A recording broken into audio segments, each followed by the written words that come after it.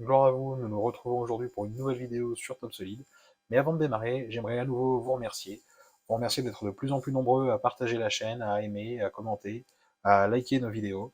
Et j'espère que vous appréciez le travail que l'on peut fournir ou que tout ça peut vous aider à avancer tous les jours au sein de votre bureau d'études, tout seul, si vous êtes artisan, si vous travaillez à votre compte, si vous êtes un bureau d'études indépendant ou quelque utilisateur Top Solid que ce soit, de l'étudiant, de l'apprenant, jusqu'au menuisier chevronné et qui se découvre la joie de travailler en 3D directement sur TopSolid.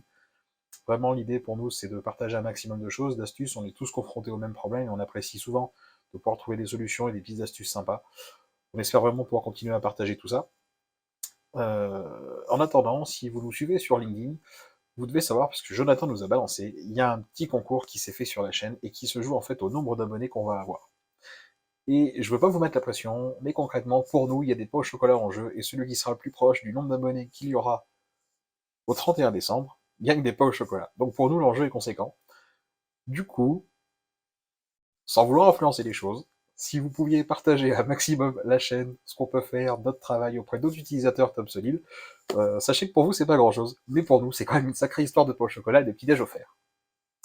En attendant, je vous remercie encore et aujourd'hui je vous propose de travailler sur tout ce qui est nomenclature, comment utiliser celle présente sur TopSolid dans vos plans et surtout comment créer les vôtres. Alors du coup, je vous propose un meuble tout simple, tout gentil, tout mignon, hein, concrètement des rayons, des assemblages, des pieds, une plainte, une caisse, enfin, je veux dire, c'est pas là où on va se casser la tête. L'idée c'était juste d'avoir un peu de tout pour voir ce qu'on peut en faire. Je vous épargne la mise en plan qui est déjà faite, donc typique de chez nous, voilà, on a les plans, on a une vue 3D en perspective avec les assemblages, les pièces qui sont repérées, une nomenclature automatique qui ramène les pièces, les repères, la matière, les codes finis, la liste de quincailles qui sort liée au meuble, les infos, on va dire les propriétés du document qui sont ramenées ici, donc le client, la pièce, le bureau, le poids du meuble pour les expé, au cas où c'est toujours pratique, les dates de modif, quand est-ce que ça a été fait, l'échelle, le format, enfin bon, tout un tas de choses qu'on retrouve basiquement dans un cartouche. Ensuite, les nomenclatures. Les nomenclatures, donc vous avez plusieurs façons, soit le menu nomenclature, puis nomenclature, soit l'onglet nomenclature ici, et quand vous cliquez dessus, il y en a tout un tas à disposition en standard. Donc celle en standard, c'est celle que vous fournit TopSolid, quelle que soit l'installation que vous avez, hein, dès le moment où vous démarrez sur TopSolid Wood, vous avez forcément toutes ces nomenclatures qui vous sont fournies. Alors, pour savoir ce qu'il y a dedans, il n'y a pas 50 façons. Le plus simple, c'est encore de l'utiliser. Donc c'est ce qu'on va faire aujourd'hui. On va juste en faire quelques-unes pour que vous voyez le fonctionnement, hein, je vous laisserai découvrir ce qui peut vous intéresser, même si vous l'avez compris, à la manière dont elles sont nommées, on va vite comprendre ce qu'il y a dedans. Index, nombre, désignation, matière, longueur, largeur, observation, épaisseur, champ, matière, sens de fil, enfin voilà, il y a plein de petites informations un peu partout. On va commencer par la première pour voir ce qu'il y a dedans, qui est une simple nomenclature de débit, et dans laquelle on va évidemment s'attendre à trouver des dimensions, hein, pour faire du débit, c'est quand même plus sympa. Position de la nomenclature et sa profondeur. Donc, je reviens en arrière, une fois que j'ai choisi, je désigne soit une vue 2D, soit je vais sélectionner un ensemble. Ici, je vais désigner ma vue 2D. Et ensuite, je vais choisir comment va être rangée ma nomenclature. Donc, soit au plus haut, soit en râteau, soit en multiniveau. Alors, pour bien comprendre par rapport à ce que nous on a dans le 3D, je vais tout simplement le faire en multiniveau pour retrouver ce montage meuble quincaillerie et ce qu'il y a dedans. Sachez évidemment que ce n'est pas une obligation, hein, ça dépend de votre façon de travailler, on est d'accord. Hop, multiniveau. Position de la nomenclature, je vais la mettre de là à là pour qu'on voit notre vie. Donc je me retrouve bien avec mon meuble 3 et mon 4 meubles, qui sont mes deux sous-ensembles qui sont présents. Et à partir de là, dans ma modification, je vais pouvoir venir dans choix du niveau et déplier ces éléments-là. Encore une fois, je le rappelle, hein, mais dans nos vidéos, les petits drapeaux rouges ne sont pas des erreurs TopSolid qu'on se traite maladroitement, mais tout simplement les icônes dans les fichiers de bibliothèque, on les a remplacés pour avoir les nôtres personnalisés, et malheureusement TopSolid a du mal à gérer ça. Et une fois qu'on déplie, on se retrouve avec tous nos éléments, avec les longueurs, largeur, épaisseur finie, longueur brute, largeur brute, épaisseur brute. Donc ici, on a vraiment quelque chose de brut de pomme, c'est-à-dire qui n'est pas retravaillé, c'est-à-dire que par exemple, je retrouve aussi bien mes clips de plainte que mes côtés droit et gauche, que mes pieds, que mes taquets, que mes sous-ensembles. C'est-à-dire que si je veux un débit avec longueur finie, longueur brute, il faut encore que je vienne la limiter un petit peu, c'est-à-dire que je vais venir faire, par exemple, modification manuelle, je vais enlever des lignes, je vais par exemple désélectionner les clips de plainte, les pieds, les taquets, et puis carrément toute la quincaille, hein, on sait qu'on n'en a pas besoin sur le débit. Hop là. Et quand je vais faire OK, voilà, je commence à avoir une nomenclature qui ressemble un peu plus à ce que je veux, qui va pouvoir m'être peut-être plus utile et plus facilement exploitable.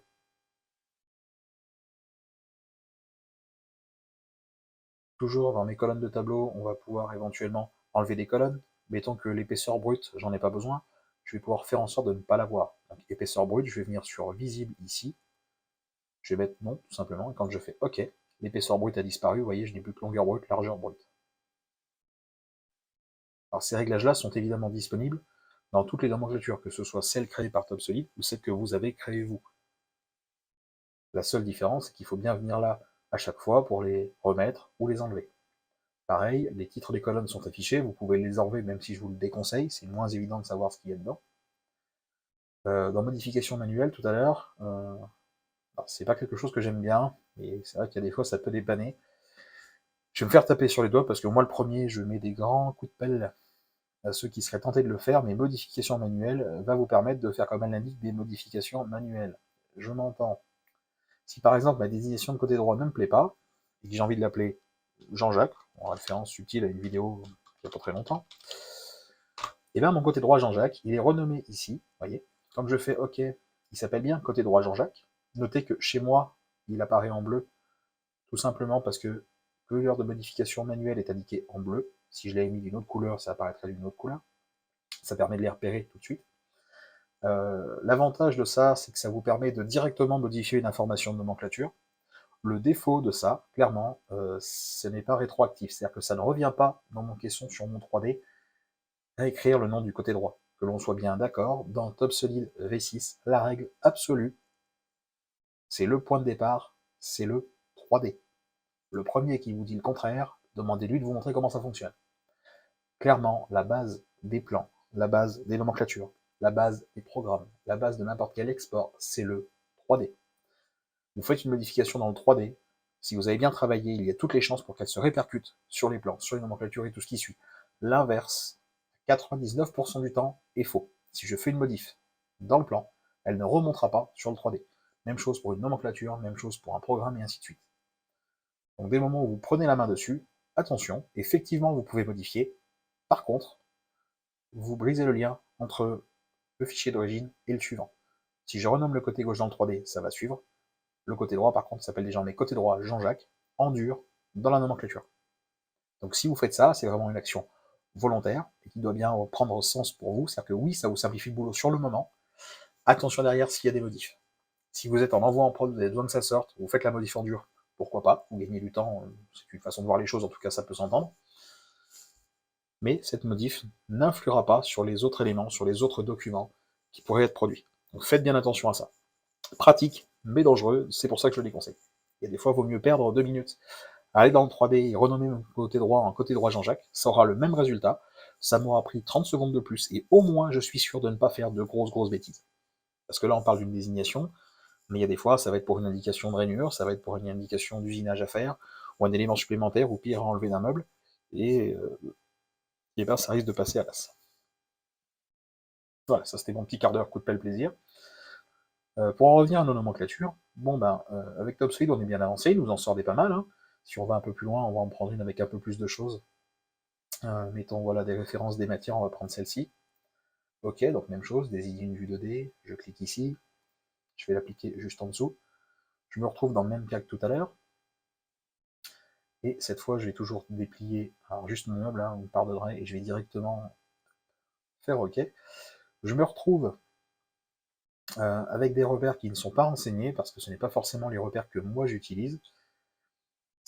Ensuite, je vais avoir une quantité, une désignation, des références qui sortent à certains endroits, des matières, mais j'ai le défaut d'utiliser matière et revêtement, donc ici il me manque des informations. Enfin bon, je pense que vous commencez à avoir le problème quand vous avez votre propre façon de travailler. Donc on va vouloir créer notre propre nomenclature. Donc bien sûr, on va vouloir des informations déjà présentes chez TopSolid, mais surtout ce qu'on va vouloir, c'est en rajouter ou en enlever pour avoir que celles qui nous intéressent. Par exemple, si on essaie de recréer quelque chose comme ça, et bien, pour créer une nomenclature, on va passer par exemple par ici, édition de nomenclature, ou vous pouvez, depuis un 3D, faire outils, édition de modèle de nomenclature, vous arrivez à chaque fois ici. vous allez pouvoir, à partir d'un standard, soit le copier dans utilisateur, auquel cas vous serez le seul à le voir si votre config particulière n'est pas partagée, soit copier le modèle sélectionné dans groupe en lui donnant un nouveau nom de modèle, pour qu'il soit partagé entre tous les utilisateurs si vous partagez votre fichier groupe, évidemment. Nous, on va partir sur un nouveau modèle complet, on n'a même pas peur. D'ailleurs, on va l'appeler même pas peur. Comme ça, on la reconnaîtra bien.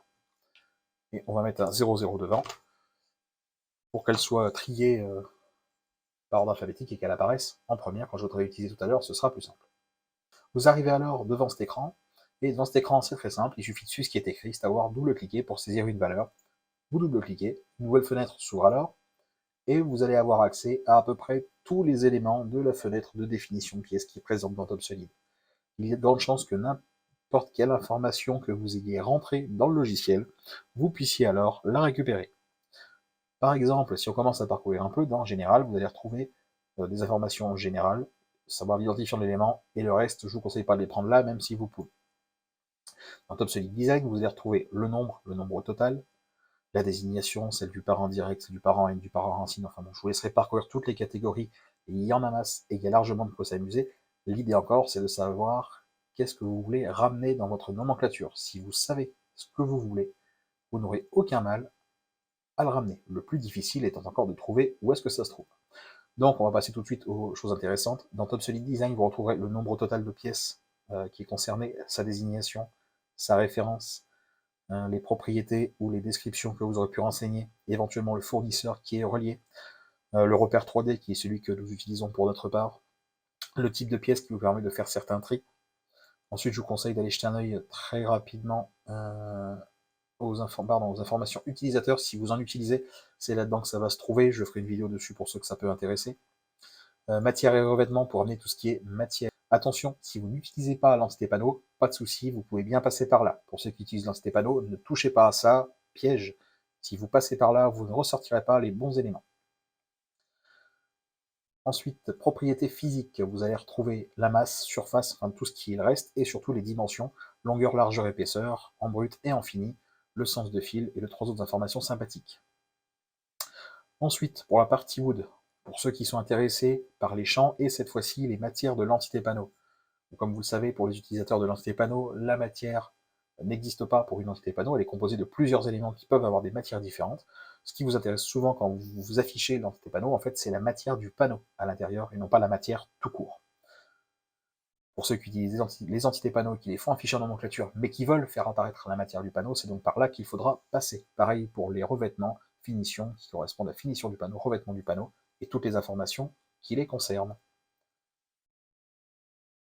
Et sachez enfin qu'il y a une partie propriété avancée, qui va vous permettre de créer tous les fichiers .bom qu'il fallait très malheureusement, il y a encore peut-être une ou deux versions à peine, je ne me rappelle plus, je ne voudrais pas dire de bêtises sans contrôle de TopSolid, mais qu'il fallait avant se taper à la main dans les fameux fichiers .bom à aller gratter, et c'était pas forcément un joyeux plaisir.